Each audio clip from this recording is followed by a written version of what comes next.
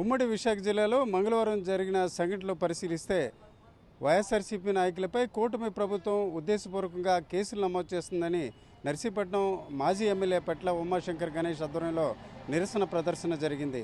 అదే సమయంలో ఈ బడ్జెట్ అత్యంత విజయవంతంగా కొనసాగింది, భారత అగ్రరాజ్యాల సరసన చేరిందంటూ బీజేపీ అధ్యక్షుడు మాధవ్ వ్యాఖ్యానించడమే కాకుండా దీనికి సంబంధించి సంబరాలు కూడా బీజేపీ ఆధ్వర్యంలో జరుపుకున్న పరిస్థితి. ఇకపోతే గాజువాకలో ఒక సెక్రటేరియట్ ఉద్యోగి లంచం తీసుకుంటూ ఏసీబీకి పట్టుబడ్డారు.